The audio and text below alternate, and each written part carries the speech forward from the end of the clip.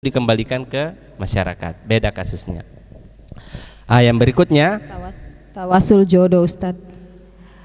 Oh, itu yang kedua ya. Yang kedua sudah memberi maaf tapi belum ikhlas. Iya. Jadi kalau kemudian kita berbicara terkait dengan maaf memaafkan, maka ketika kemudian ada orang yang melakukan kesalahan, kewajiban dia meminta maaf. Perhatikan kewajiban. Meskipun kemudian dia itu kewajiban, Allah juga sudah menyampaikan melalui Rasulnya itu, kata Allah, al-insanu ma'al khata', manusia itu tidak bisa luput dari dosa. Sehingga diberikanlah dalam syariat itu ruang-ruang untuk menyelesaikan masalah itu. Kan kita ini pernah pasti hilaf, maka diberikanlah jalur dalam syariat yang namanya meminta maaf. Tetapi ketika kita sudah minta maaf, maka terlepaslah keseluruhan kewajiban kita. Soal dia kemudian yang memberikan maaf itu, apakah dia memaafkan dengan kondisi masih sakit hati, itu bukan urusan kita lagi. Bukan urusan kita lagi. Tetapi saya anjurkan begini, orang-orang yang kemudian pernah disakiti oleh orang lain dan orang itu datang minta maaf, maka harus relakan, ikhlaskan. Orang-orang yang tidak bisa memaafkan orang lain ini sama dengan bahasa saya tadi, gagal move on. Dia tersandra dengan masa lalunya. Tidak bisa maju orang itu kalau tidak bisa memaafkan orang lain. Tidak bisa. Perhatikan ibu-ibu, ibu-ibu itu tidak bisa berkembang kalau kemudian tidak bisa memaafkan kesalahan orang lain. Kenapa? Karena ibu-ibu itu jiwanya terikat dengan masa lalu, sedangkan yang ibu-ibu hadapi ini adalah masa depan. Jadi orang yang tidak bisa memaafkan orang lain itu adalah gagal move on, tersandra dengan masa lalu. Badannya ada di 2015, tapi jiwanya masih ada di tahun lalu. Kenapa ada orang susah sekali memaafkan? Orang yang tidak bisa memaafkan itu sama seperti begini, kalau kita membenci orang itu. Kalau misalnya ibu benci orang, ya ambil mie di situ nanti tomat. Kalau ibu 5 benci orang, ambil mie tomat 5, kasih namanya di situ. Ibu Wiwin, Ustadz Rusna, begitu. Kalau ada dibenci, kalau 5 ambil 5, kalau 10 ambil 10, kasih masuk kantong plastik, baru kasih masuk kemudian ikat di belakang tak. Kalau kita tahan 1 minggu itu boleh membenci orang. Kalau kita tahan 1 bulan boleh benci orang. Tapi saya yakin tidak ada yang tahan itu, karena pasti membusuk. Kebencian yang dipelihara itu membusukkan jiwa kita, menjadikan kita kemudian semakin rusak jiwa. Sehingga Nabi itu hanya memberikan garansi kalau sakit sekali. Kalau kita sudah disakiti sekali sama tetangga, maka hanya sakitnya di mana, Bu? Di mana? Oh, sakitnya tuh di sini. Kata ibu itu sakitnya di sini. Kalau sakit sekali kan kadang juga kita bermasalah itu sakit sekali kan? Seakan-akan harga diri kita diinjak-injak. Meskipun seperti itu, Nabi hanya memberikan boleh berkabung 3 hari, boleh baku bombe 3 hari. Setelah itu kalau ibu tidak move on, berdosa. Berdosa ibu, perhatikan berdosa. Yang terakhir ya, tentang mandi-mandi. Bagaimana kalau misalnya ada anak gadis susah datang jodohnya, mamanya bawa dia mandi. Kalau mandi lulur di salon bagus itu, siapa tahu memang masalahnya di situ, ya kan? Tapi kalau dibawa mandi kemudian di sumur 7 rupa, ya kan? Dibawa di dukun, hati-hati perbuatan-perbuatan yang banyak melibatkan hal-hal terkait dengan perdukunan itu bisa berorientasi kepada syirik. Orang kemudian datang ke dukun, percaya omongan dukun, maka 40 hari 40 malam itu tidak diterima amal ibadah kita, termasuk ibadah yang kita lakukan ini tidak diterima. Sehingga yang dibolehkan itu ada dukun beranak dan dukun urut. Termasuk gitu. Ramal meramal, Ustadz. Iya. Ramal meramal. Termasuk ramal meramal. Itu juga itu, Ustadz. Cuma nanti harus dibedakan. Ada 2 ilmu itu yang disebut dengan astronomi, ada yang disebut dengan astrologi. Ada orang meramal itu tidak berbasis ilmiah, namanya astrologi. Tidak berbasis ilmiah, misalnya bunyi toke, mati, toke, hidup. toke mati, oh mati tetanggaku besok ini. Itu tidak boleh. Tapi kalau kemudian ada namanya ilmu astronomi, oh kalau bunyi kodok ini berarti musim hujan sudah dekat. Itu astronomi, ada basic ilmunya. Ada orang melihat bintang-bintang, wah bintang begini tidak boleh ini bikin acara begini, celaka, malapetaka. Tapi kalau kemudian orang melihat bintang-bintang, itu astrologi tadi. Tapi kalau melihat bintang, oh bintang Venus ada di sana, berarti timur ke sana. Oh awan seperti ini jangan berangkat kapal, karena ini namanya awan cumulonimbus. Banyak mengandung es, banyak mengandung petir. Kalau pesawat lewat situ bisa kemudian turbulence. Itu astronomi. Tapi kalau kemudian pas keluar gelap, mau hujan, tidak jadi, jangan berangkat. Itu tidak berbasis ilmiah, itu namanya astrologi. Jadi perhatikan, ramal-meramal yang tidak menggunakan basic ilmu, prediksi-prediksi yang tidak menggunakan basic ilmiah, itu haram hukumnya. Tetapi kalau dia berbasis ilmiah, itu sama dengan ilmunya BKMG, Badan Meteorologi dan Geofisika. Kalau lihat tangan Ustadz, kan biasa ada orang lihat tangan itu, bagaimana juga? Sama hukumnya. Kalau yang disuruh melihat tangan itu tidak belajar tentang ilmu, misalnya meramal, oh ini anak ini cocoknya apa? Cocoknya kemudian dia lebih cenderung otak kiri atau otak kanan. Itu astronomi. Tapi kalau dia lihat tidak tamat sekolah juga, itu baru dia lihat, kayaknya Anda ini umur 45 mati ini Bapak. Wah itu keliru, itu astrologi. Jadi kuncinya itu ada di basic ilmunya. Selama dia berbasis data, itu boleh. Makanya di sekarang itu anak-anak kita itu yang seperti umurnya ini, itu boleh dideteksi dia punya tangan, supaya dari awal kita itu sudah menyiapkan pendidikannya. Jangan anak-anak otak kiri dipaksakan kemudian main sepak bola. Yang sidik jari itu Ustaz ya? Iya, termasuk ilmu-ilmu itu. Kalau basisnya adalah ilmu pengetahuan, misalnya dites, diselidiki, dites, oh ada ini otak kanannya yang lebih dominan, maka dia nanti lebih cenderung arahnya itu seni, hal-hal yang sifatnya seperti itu. Jangan dipaksakan nanti masuk di akuntansi, nanti di sana dia ranking terakhir nanti itu. Nah begitu. Jadi tergantung dia basic ilmunya nanti. Iya. Termasuk kemudian orang yang meyakini bahwa ketika kemudian bunyi serak, bunyi burung elang atau burung apa yang bunyi itu, begitu ya, baru ada orang sakit, baru kita yakin bahwa kemungkinan diambil mini tetangga ini. Itu haram hukumnya. Iya. Tidak boleh. Kita break dulu Bu ya. Kayaknya sudah cukup jawabannya ya. Iya. Terima kasih pemirsa masih bersama kami. Nantikan kami setelah pesan-pesan berikut ini.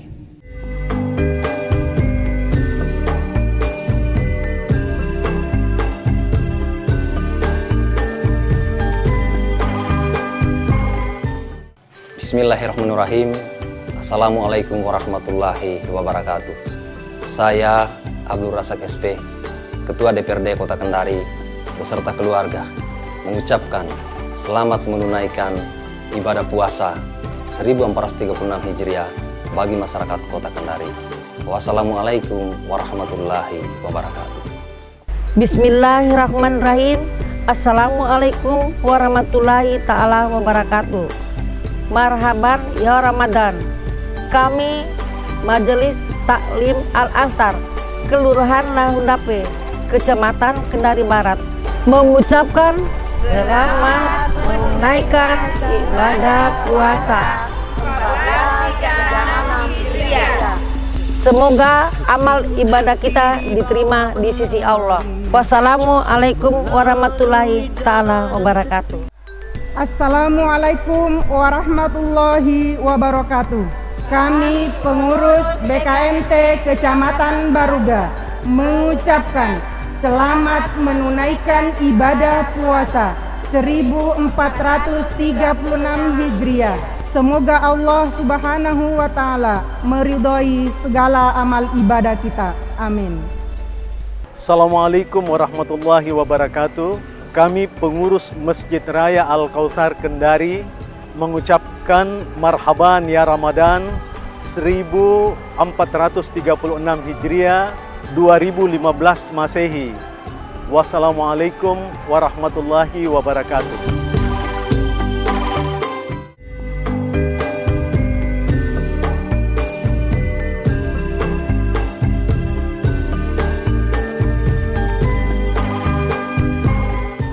Terima kasih pemirsa, masih bersama kami Syiar Majelis Taklim Ramadan dan kita lanjutkan dengan diskusi. Yang sudah pegang mic silahkan. Bismillahirrahmanirrahim. Assalamualaikum warahmatullahi wabarakatuh. Nama saya Ibu Fatmiaul Hayati dari Majelis Taklim Az-Zaitun, Kecamatan Kambu. Singkat saja pertanyaan saya Pak Ustaz, seperti yang tadi kita bilang bahwa kebaikan balasannya kebaikan. Tapi bagaimana jika kebaikan itu balasannya bukan kebaikan, sehingga ada perasaan sakit hati, tidak ikhlas. Bagaimana jawaban dari Pak Ustaz? Terima kasih. Wassalamualaikum warahmatullahi wabarakatuh. Kayaknya kasus ini, kasus ya. Yang kedua. Bismillahirrahmanirrahim. Assalamualaikum warahmatullahi wabarakatuh. Nama saya Ibu Nurliadi dari Majelis Taklim Al-Jannah, Kecamatan Puwatu. Begini Pak Ustaz, ada orang yang kerja di instansi pemerintah, kerjanya dia menikahkan non-muslim, tapi dia beragama Islam. Bagaimana pendapat Pak Ustaz dengan orang seperti itu? Orang KUA ya, orang KUA Bu ya. Siapa yang dinikahkan? Di non-muslim. Non-muslim. Iya seperti. Yang dinikahkan non-muslim, tapi yang menikahkan ini Muslim. Dia beragama Islam. Pasangannya sama-sama non-muslim. Pasangan yang sama-sama non-muslim. Oh, sama-sama non-muslim. Iya. Itu saja barangkali Pak Ustaz. Terima kasih. Assalamualaikum warahmatullahi wabarakatuh. Baik, waalaikumsalam warahmatullahi wabarakatuh. Mike, ya silakan. Bismillahirrahmanirrahim. Assalamualaikum warahmatullahi wabarakatuh. Nama saya Haja Asdianawati Asman, utusan dari Majelis Taklim Nurul Hikmah, Kecamatan Kambu. Pertanyaan saya Pak Ustadz, untuk minta penjelasan, tadi seperti yang dijelaskan tadi oleh Pak Ustadz, bahwa bertawasul itu ada pengecualian, sesuai pertanyaan dari Ibu tadi. Jadi saya ingin minta kejelasan bahwa apakah seseorang itu dibolehkan atau bagaimana hukumnya jika seseorang, misalnya kita tahu bahwa ada seseorang yang mengambil hak-hak orang banyak, menampung harta benda orang, terus kita datang atau seseorang datang mengambil barang tersebut, dalam artian mencuri barang tersebut, tetapi yang kita tahu bahwa barang itu memang hasil dari hak-hak orang banyak yang dikumpulkan. Nah, kita datang, ada seseorang datang mengambil untuk membagikan kepada untuk apa? Disalurkan kepada kebaikan begitu. Baik, paham. Kira-kira bagaimana penjelasannya Pak Ustaz? Terima kasih. Wabillahi taufiq wal hidayah. Assalamualaikum warahmatullahi wabarakatuh. Pak Ustaz, pertanyaan pertama, kebaikan tidak dibalas dengan kebaikan. Bagaimana itu Ustaz? Baik. Hal jazaul ihsan illal ihsan. Kebaikan itu pasti akan dibalas kebaikan. Hanya kemudian manusia itu kadang salah memahami SOP-nya Allah, salah memahami standar operasionalnya Allah. Maunya manusia itu kalau kemudian dia berbuat baik kepada Ibu Wiwin, supaya dia juga Bu Wiwin juga yang balas dia. Kalau dia kirimkan onde-onde satu piring ke tetangganya, maunya juga tetangganya kirimkan juga onde-onde. Tidak begitu pola kerjanya Allah. Allah terkadang membalas kebaikan itu melalui orang yang berbeda, yang lebih kuat secara posisi, jabatan, yang lebih kuat secara ekonomi, bukan melalui orang yang sama. Oleh sebab itu, ibu harus yakin kebaikan itu kalaupun tidak dipandang, kalaupun dipandang dilihat sebelah mata, bahkan ada kebaikan dibalas dengan keburukan, maka kata Allah tidak apa-apa, kata ulama tidak apa-apa, simpan di gudang-gudang pahala kamu, karena kebaikan itu yang terakhir dari dua yang tadi yang saya sampaikan. Fungsi terakhir dari kebaikan kita yang terkadang tidak dianggap, sudah maksimal kita bekerja tidak diapresiasi.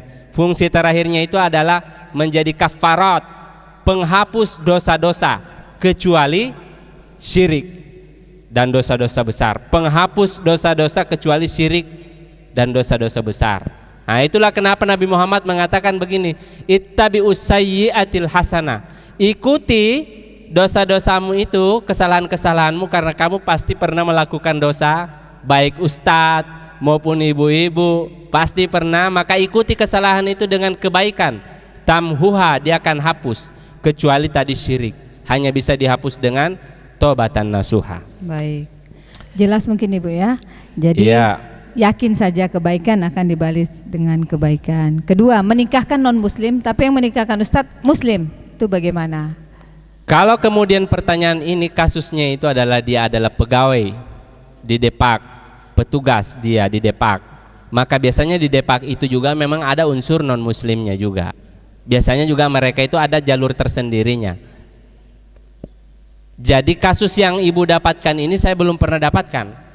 Seorang pencatat nikah muslim menikahkan non muslim. Adakah kasusnya Bu itu? Ada.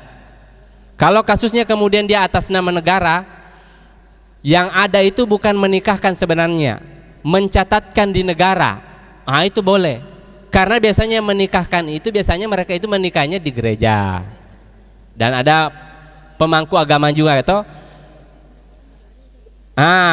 Jadi posisinya KUA muslim itu datang mencatat atas perintah negara. Ini bagian yang diperbolehkan sebagai profesi Ustaz, sebagai bentuk pertanggungjawaban sebagai negara, dan juga bagian yang dibolehkan oleh syariat, bagian dari kita kemudian berinteraksi dengan orang-orang yang memang dalam agama kita tidak boleh dibolehkan diganggu, bahkan harus didukung. Lakum dinukum waliyadin. Jadi keberadaan Pak KUA itu bukan berarti dia ridho dengan ajarannya, bukan. Tetapi bentuk kemudian dia untuk bagian dari litartibul ijtima', untuk kemudian menertibkan masyarakat. Begitu. Iya. Yang ketiga Ustadz, pertanyaannya, kalau tidak salah pertanyaannya seperti dia tahu ada orang-orang yang mengumpul harta benda, dan dari harta itu dia mengambil sendiri lagi lalu dibagikan lagi untuk kebaikan, seperti itu Bu. Iya. Baik, kalau kemudian ada hak masyarakat, tetapi kemudian hak itu tertampung, terkumpul, tidak disalurkan oleh baik lembaga maupun negara, dan ada orang yang bisa mengambil itu dan dikembalikan ke masyarakat, wah itu bagus itu. Itu bagian dari seperti hadis yang disebutkan oleh Rasulullah itu, walaupun tidak tanpa sepengetahuan yang kita ambil kembali, itu barang yang dia kumpulkan dari yang tidak halal ya, dari hal-hal yang tidak halal dia ambil tanpa sepengetahuan yang mencuri itu. Jadi kalau niatnya itu mau mengembalikan ke masyarakat, itu masuk dalam kategori hadis man ra'a minkum mungkaran, siapa yang melihat kemungkaran, ada hartanya orang, kenapa disimpan di situ di kas negara, maka falyughayyiru biyadi, hendak dia kalau mampu gunakan tangannya. Dia tidak mesti harus bilang orang itu tidak disebut mencuri, bukan mencuri itu, tetapi itu disebut dengan menghilangkan kemungkaran. Haknya masyarakat, kenapa disimpan di kas negara? Sini saya kasih kembalikan ke masyarakat. Kalau tidak mampu tangan, pakai lisan. Tidak mampu pakai lisan, maka diam saja. Mau dia apa? Begitu. Yang jelasnya itu bukan mencuri, tapi mengembalikan hak orang lain. Dan tidak ada kewajiban untuk bilang-bilang. Sama ibu-ibu mau makan, tapi suaminya ibu itu kalau orang Bugis bilang itu patapi sanru, domba laki. Jadi dia yang pikul itu dompet, bukan pembawa panci, laki-laki pembawa panci. Istrinya kemudian tidak dikasih uang, padahal kewajibannya membiayai. Maka laki-laki seperti ini ambil semua itu uangnya, tapi jangan belanjakan semua. Ambil sendiri Ustadz? Ambil sendiri tanpa bilang juga boleh. Mengambil kemudian haknya, tetapi perhatikan mengambil sesuai dengan porsinya. Jangan biaya makan ibu itu 500.000 karena di dompet ada 5 juta, ibu ambil 4.500.000. Kalau ambil bayar cicilan Ustadz? Yang jelasnya semua kemudian kebutuhan rumah tangga,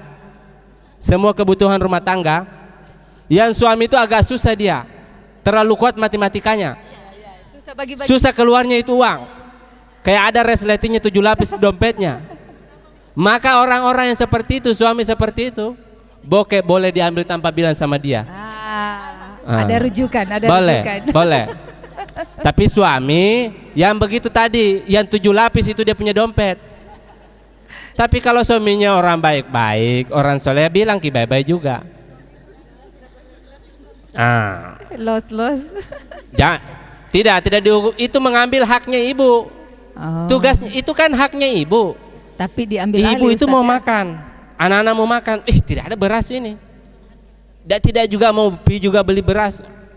Boleh diambil sekedarnya. Perhatikan sekedarnya. Hati-hati ibu, jangan melampaui batas.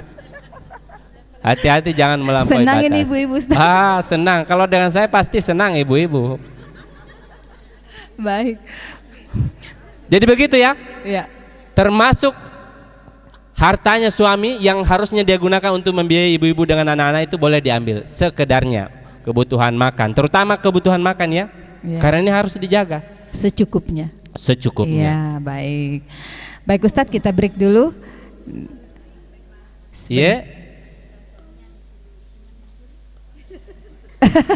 Itu suaminya nanti harus dibawa ke Pak Ustadznya, dinasihati sama Pak Ustadz. Nanti konsultasi sendiri Bu ya. Nanti habis ini baru konsultasi pribadi. Kita break dulu. Baik pemirsa, jangan kemana-mana, kita akan lanjutkan setelah pesan-pesan berikut ini.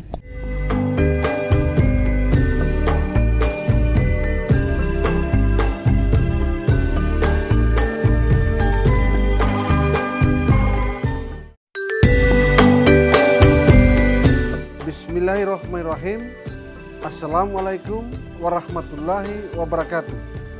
Saya Subhan ST, Ketua Fraksi PKS Kota Kendari dan Ketua Komisi 2 DPRD Kota Kendari mengucapkan selamat menunaikan ibadah puasa 1436 Hijriah.